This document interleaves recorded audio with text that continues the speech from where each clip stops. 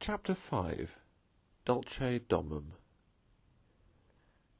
The sheep ran huddling together against the hurdles, blowing out thin nostrils and stamping with delicate forefeet, their heads thrown back, and a light steam rising from the crowded sheep-pen into the frosty air as the two animals hastened by in high spirits, with much chatter and laughter.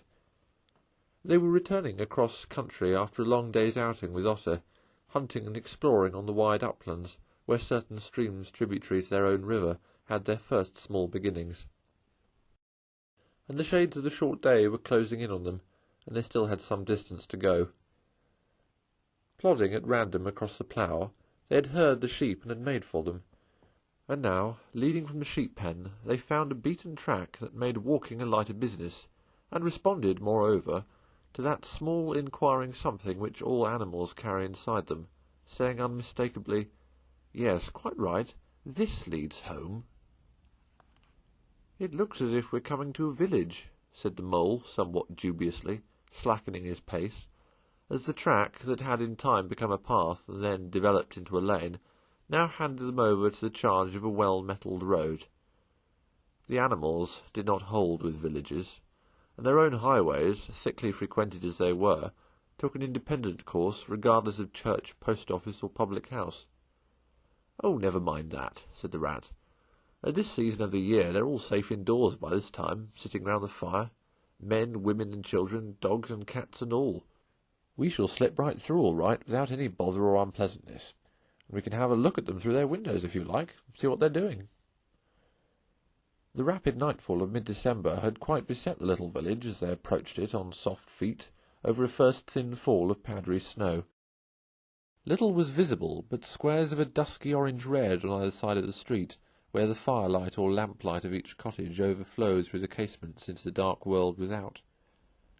Most of the low latticed windows were innocent of blinds, and to the lookers-in from outside, the inmates gathered round the tea-table, absorbed in handiwork, or talking with laughter and gesture, had each that happy grace which is the last thing the skilled actor shall capture, the natural grace which goes with perfect unconsciousness of observation. Moving at will from one theatre to another, the two spectators, so far from home themselves, had something of wistfulness in their eyes as they watched a cat being stroked, a sleepy child picked up and huddled off to bed, or a tired man stretch and knock out his pipe on the end of a smouldering log. But it was from one little window, with its blind drawn down, a mere blank transparency on the night, that the sense of home and the little curtained world within walls, the larger stressful world of outside nature shut out and forgotten, almost pulsated. Close against the white blind hung a bird-cage, clearly silhouetted, every wire, perch, and appurtenance distinct and recognizable, even to yesterday's dull-edged lump of sugar. On the middle perch the fluffy occupant, head tucked well into feathers, seemed so near to them as to be easily stroked had they tried, even the delicate tips of his plumped-out plumage pencilled plainly on the illuminated screen. As they looked, the sleepy little fellow stirred uneasily, woke, shook himself, and raised his head. They could see the gape of his tiny beak as he yawned in a bored sort of way, looked round, and then settled his head into his back again, while the ruffled feathers gradually subsided into perfect stillness. Then a gust of bitter wind took them in the back of the neck. A small sting of frozen sleet on the skin woke them as from a dream, and they knew their toes to be cold and their legs tired, and their own home distant a weary way. Once beyond the village, where the cottages ceased abruptly on either side of the road, they could smell through the darkness the friendly fields again, and they braced themselves for the last long stretch, the home stretch, the stretch that we know is bound to end some time in the rattle of the door-latch, the sudden firelight, and the sight of familiar things greeting us as long-absent travellers from far over sea. They plodded along steadily and silently, each of them thinking his own thoughts. The moles ran a good deal on supper, as it was pitch dark, and it was all a strange country to him as far as he knew, and he was following obediently in the wake of the rat, leaving the guidance entirely to him. As for the rat, he was walking a little way ahead, as his habit was, his shoulders humped, his eyes fixed on the straight grey road in front of him. So he did not notice, poor Mole, when suddenly the summons reached him and took him like an electric shock. We others, who have long lost the more subtle of the physical senses, have not even proper terms to express an animal's intercommunications with his surroundings, living or otherwise, and have only the word smell, for instance, to include the whole range of delicate thrills which murmur in the nose of the animal night and day, summoning, warning, inciting, repelling. It was one of these mysterious fairy calls from out of the void that suddenly reached Mole in the darkness, making him tingle through and through with its very familiar appeal, even while as yet he could not clearly remember what it was. He stopped dead in his tracks, his nose searching hither and thither in its efforts to recapture the fine filament, the telegraphic current that had so strongly moved him. A moment, and he had caught it again, and with it this time came recollection in its fullest flood. Home! That was what they meant, those caressing appeals, those soft touches wafted through the air, those invisible little hands pulling and tugging all one way. Why, it must be quite close by him at that moment, his old home that he had hurriedly forsaken and never sought again, that day when he first found the river. And now it was sending out its scouts and its messengers to capture him and bring him in. Since his escape on that bright morning he had hardly given it a thought, so absorbed had he been in his new life, in all its pleasures, its surprises, its fresh and captivating experiences.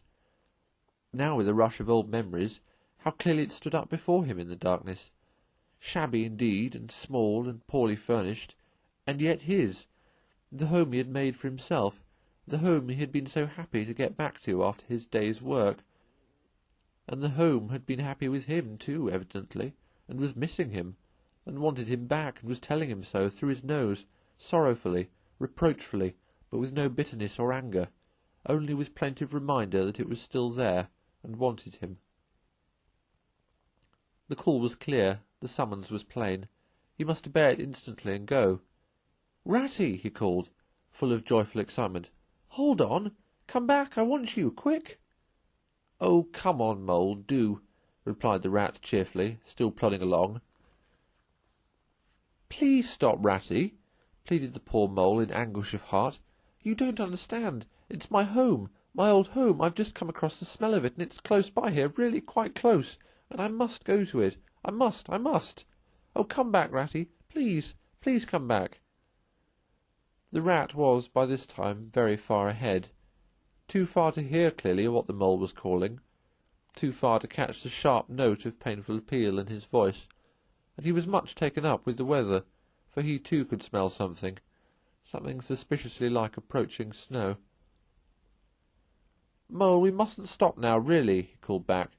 "We'll come for it tomorrow, whatever it is you've found, but I daren't stop now. It's late, and the snow's coming on again, and I'm not sure of the way. And I want your nose, Mole, so come on quick, there's a good fellow." And the rat pressed forward on his way without waiting for an answer. Poor Mole stood alone in the road, his heart torn asunder, and a big sob gathering somewhere low down inside him, to leap up to the surface presently, he knew, in passionate escape. But even under such a test as this, his loyalty to his friend stood firm. Never for a moment did he dream of abandoning him. Meanwhile the wafts from his old home pleaded, whispered, conjured, and finally claimed him imperiously. He dared not tarry longer within their magic circle. With a wrench that tore his very heartstrings, he set his face down the road, and followed submissively in the track of the rat, while faint, thin little smells, still dogging his retreated nose, reproached him for his new friendship and his callous forgetfulness. With an effort he caught up the unsuspecting rat, who began chattering cheerfully about what they would do when they got back, and how jolly a fire of logs in the parlour would be, and what supper he meant to eat, never noticing his companion's silence and distressful state of mind. At last, however, when they had gone some considerable way further, and were passing some tree stumps at the edge of a copse that bordered the road, he stopped and said kindly, "Look here, Mole, old chap, you seem dead tired. No talk left in you, and your feet dragging like lead. We'll sit down here for a minute and rest. The snow's held off so far, and the best part of the journey is over." The mole subsided forlornly on a tree stump, and tried to control himself, for he felt it surely coming. The sob he had fought with so long refused to be beaten. Up and up it forced its way to the air, and then another, and another, and others thick and fast, till poor Mole at last gave up the struggle, and cried freely and helplessly and openly, now that he knew it was all over and he had lost what he could hardly be said to have found. The rat, astonished and dismayed at the violence of Mole's paroxysm of grief, did not dare speak for a while. At last he said, very quietly and sympathetically, "What is it, old fellow? Whatever can be the matter? Tell us your trouble, and let me see what I can do." Poor Mole found it difficult to get any words out between the upheavals of his chest that followed one upon another so quickly, and held back speech and choked it as it came. "I know it's a shabby, dingy little place," he sobbed forth at last, brokenly.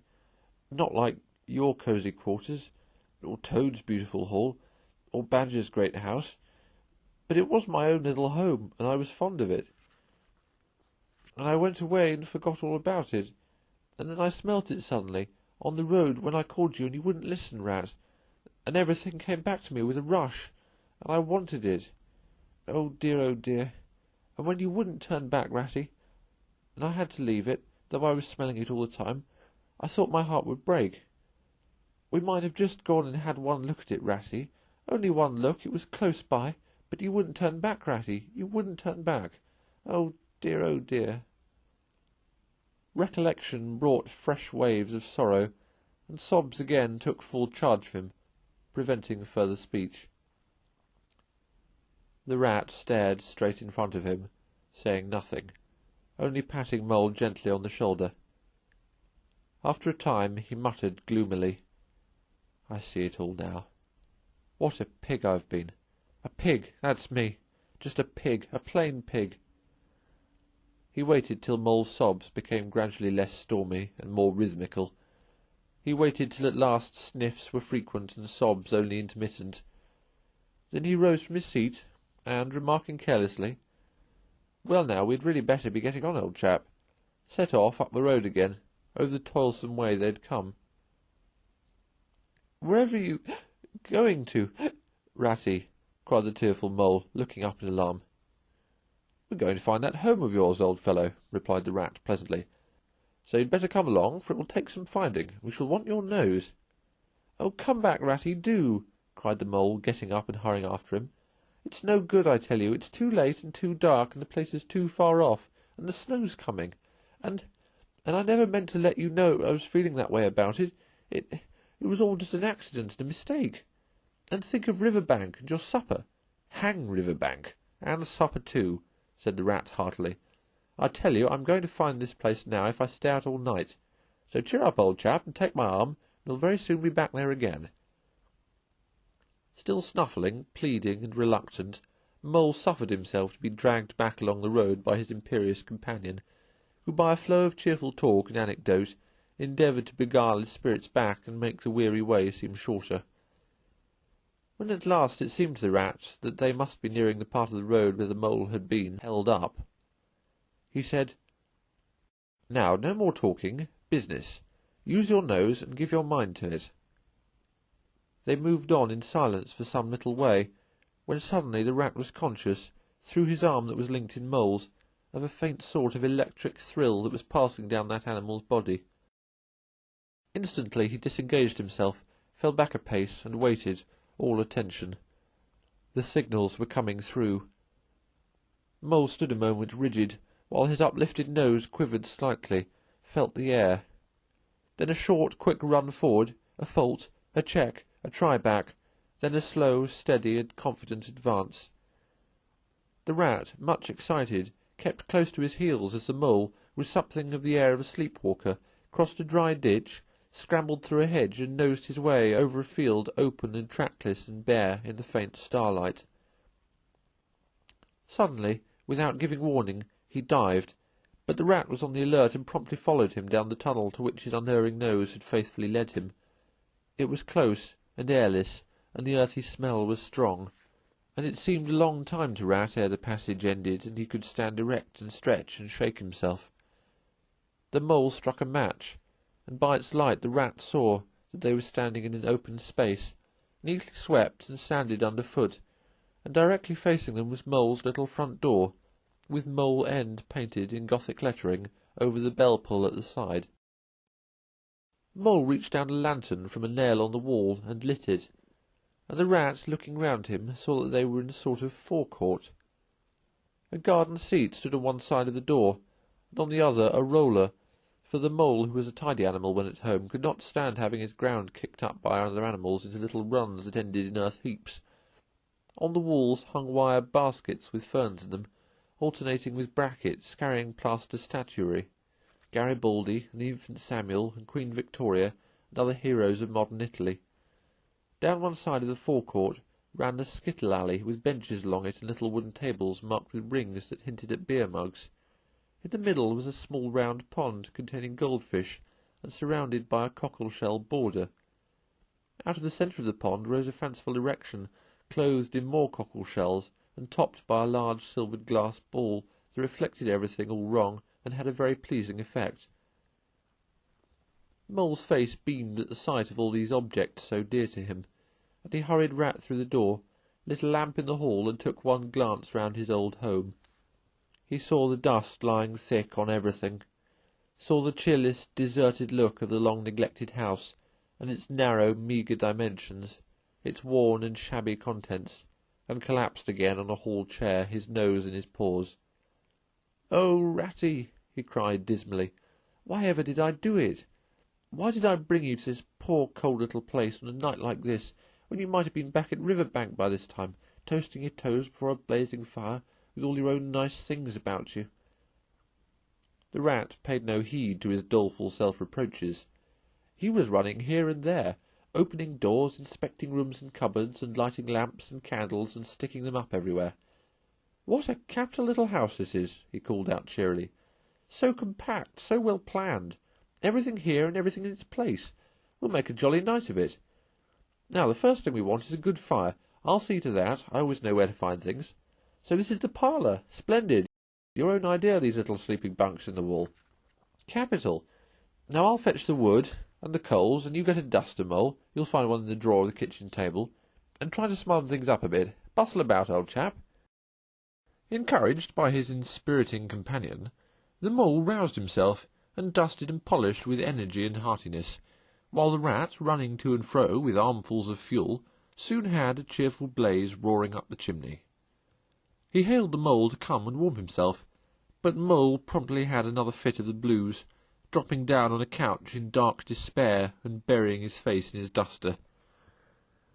"Rat," he moaned, "how about your supper, you poor, cold, hungry, weary animal?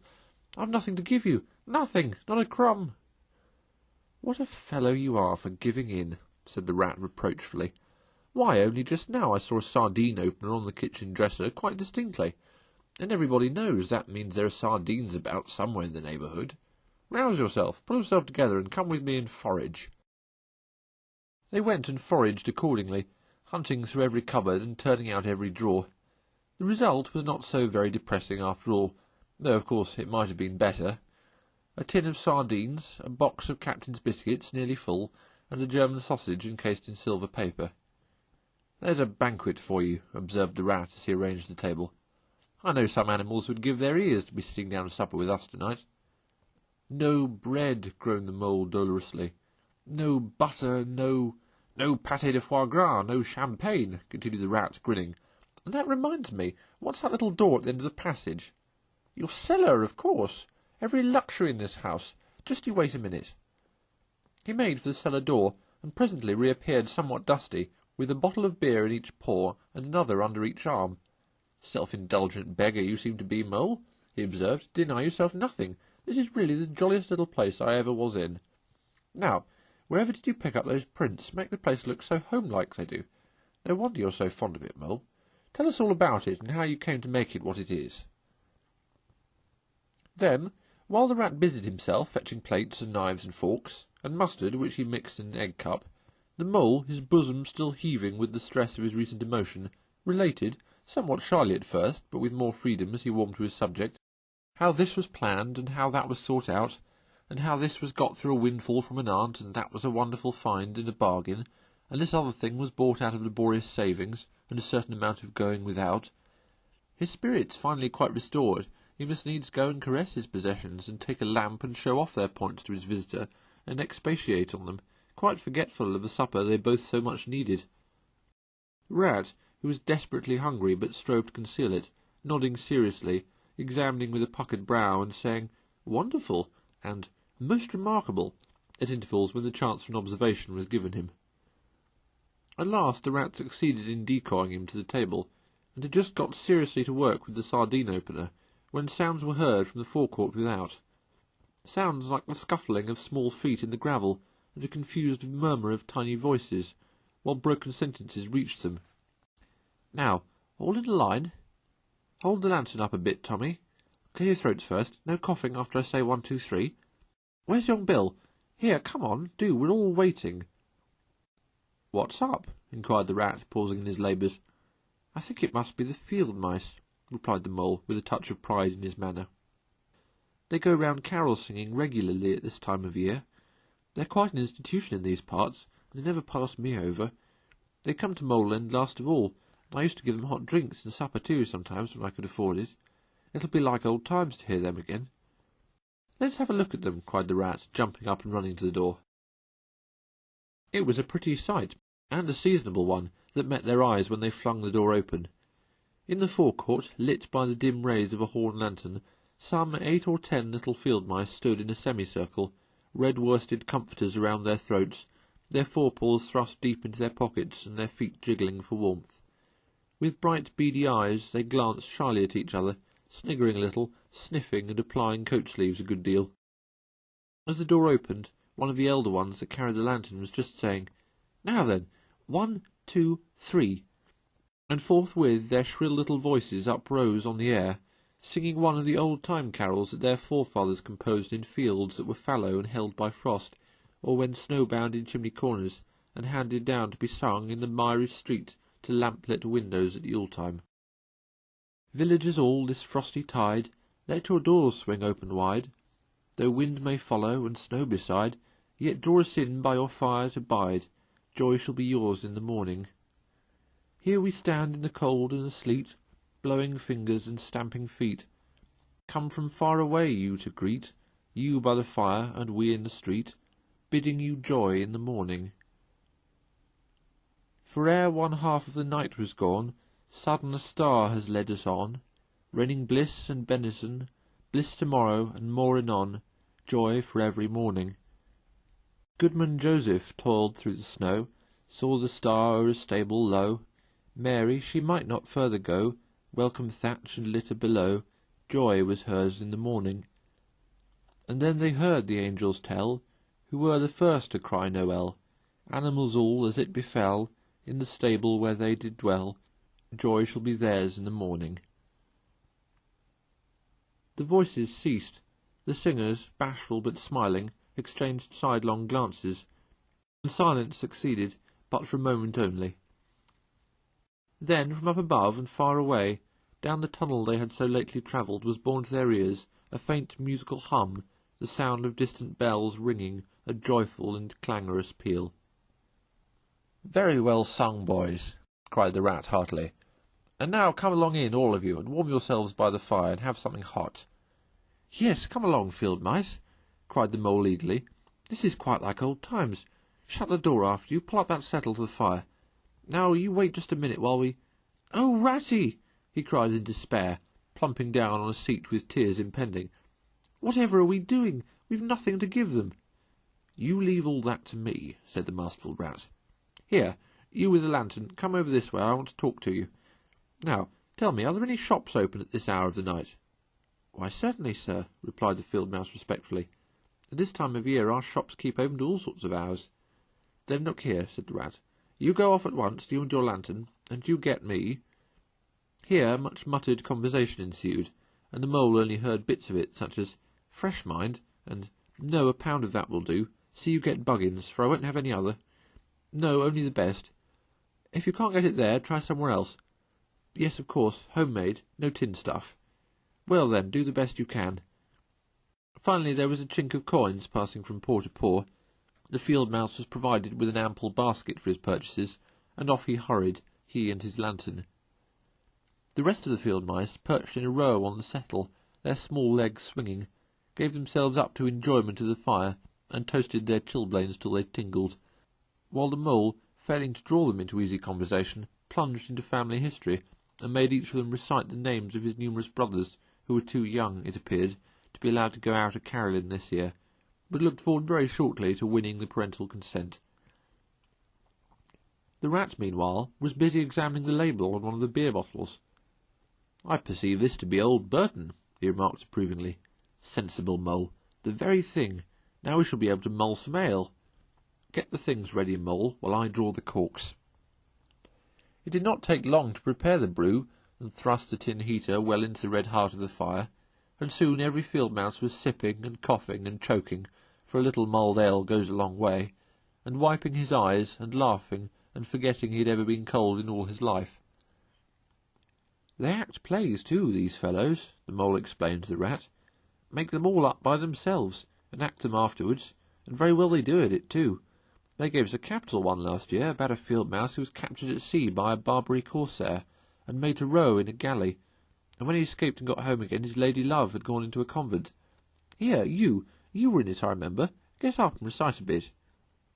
The field mouse addressed got up on his legs, giggled shyly, looked round the room, and remained absolutely tongue-tied.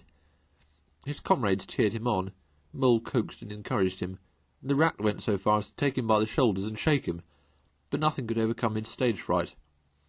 They were all busily engaged on him like watermen applying the Royal Humane Society's regulation to a case of long submersion, when the latch clicked, the door opened, and the field mouse with the lantern reappeared, staggering under the weight of his basket.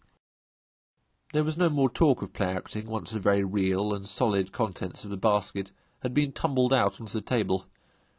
Under the generalship of Rat, everybody was set to do something or fetch something. In a very few minutes supper was ready, and Mole, as he took the head of the table in a sort of dream, saw a lately barren board set thick with savoury comforts, saw his little friends' faces brighten and beam as they fell to without delay, and then let himself loose, for he was famished indeed, on the provender so magically provided, thinking what a happy homecoming this had turned out after all. As they ate, they talked of old times, and the field mice gave him the local gossip up to date, and answered as well as they could the 100 questions he had to ask them. The rat said little or nothing, only taking care that each guest had what he wanted, and plenty of it, and that the mole had no trouble or anxiety about anything. They clattered off at last, very grateful and showering wishes of the season, with their jacket pockets stuffed with remembrances for the small brothers and sisters at home. When the door had closed on the last of them, and the chink of the lanterns had died away, Mole and Rat kicked the fire up, drew their chairs in, brewed themselves a late nightcap of mulled ale, and discussed the events of the long day.